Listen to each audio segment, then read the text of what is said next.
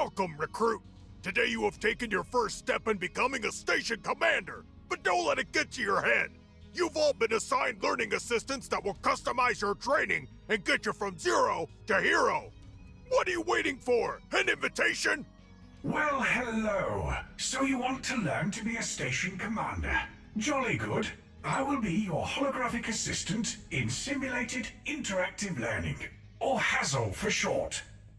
In this brief 3,750-hour guide, I have assembled for you, personally, all the do's, don'ts, maybes, maybe nots, and a full breakdown of the entire universe, itemized by species, and their typical daily routines. 3,750 hours? I think we can probably skip the universe breakdown stuff. Right. Another one of those learn-on-the-job types, are we? Well then, better get you started in the simulation environment.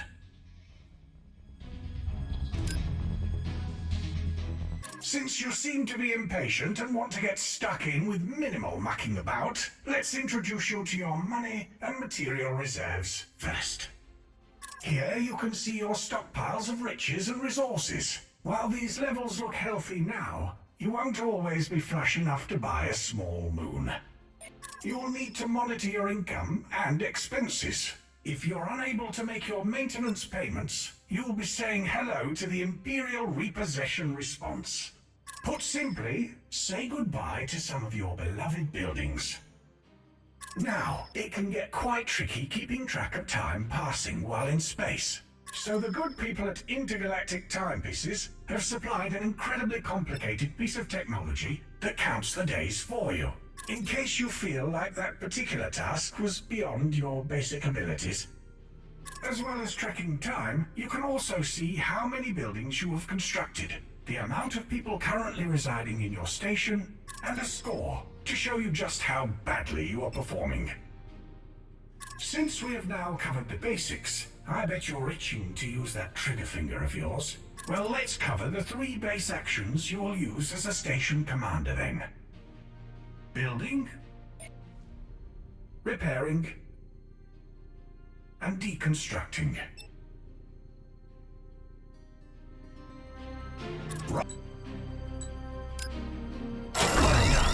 In this case, I don't like where it's placed, so let's deconstruct it.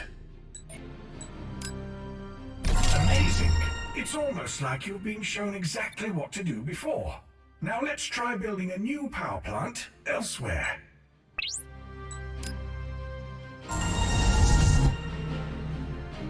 Brilliant! When building up your station, you can see each building's supply radius.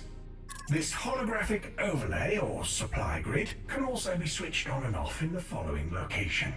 Go ahead and try it for yourself.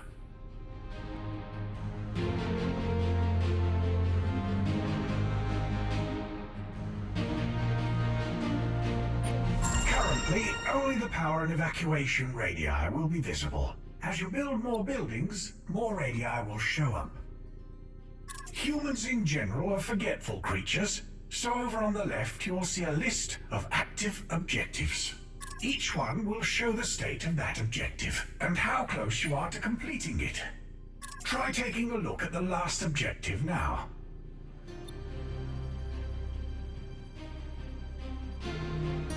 I would have awarded you a higher score, but because it's a Tuesday, I've decided to halve all recruits' results. Luckily for you, that still works out to be a solid pass. Proceed on to the next simulation.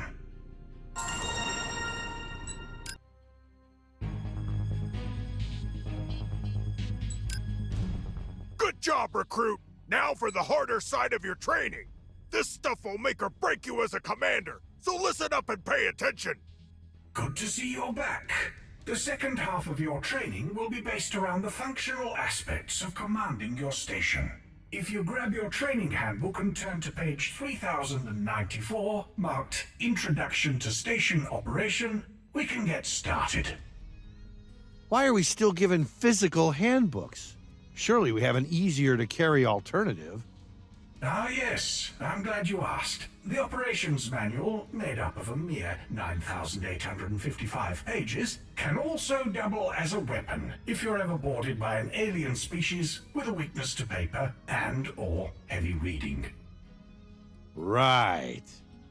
The lifting of this tome can also be used as a workout routine, or it can be fashioned into an effective device used to plug holes in walls of your station. Due to its versatility, every trainee station commander is required to carry one of these books on their person at all times. Ugh, no need for that gym membership then. Quite. Let's get you loaded back into the simulation environment. Welcome to Station Hazel-2. I have built this basic station to assist you with the understanding of some of the slightly more complex tasks.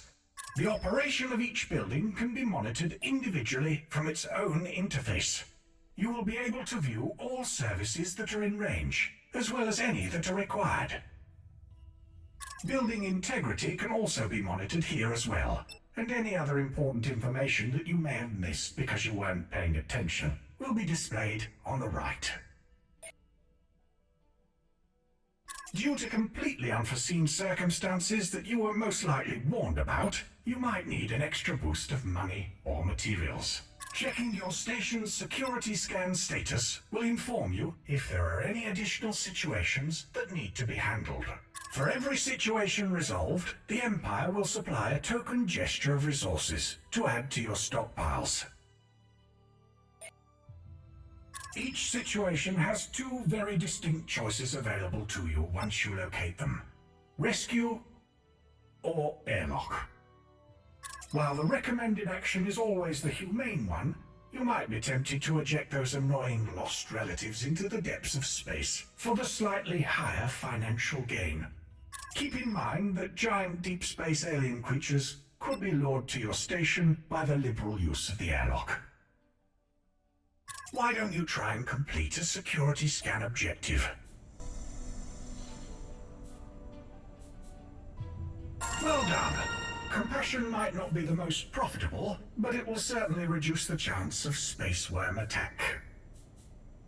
If you decide that you aren't a completely sadistic monster and you wish to protect the inhabitants of your thriving station, then the use of the evacuation system is absolutely necessary. One of the very real dangers encountered periodically are radiation bursts emitted from nearby space phenomena. These bursts are deadly to your population, and the best course of action is to panic and hit the emergency evacuation button for port or trade buildings. These structures feature reinforced protection against the harmful effects of radiation, and have the capacity to temporarily offer refuge to inhabitants within their evacuation radius. What a coincidence! There's a radiation burst heading right towards the station. Go ahead and evacuate as many people as you can. Splendid job! Let's hope the population is evacuated in time.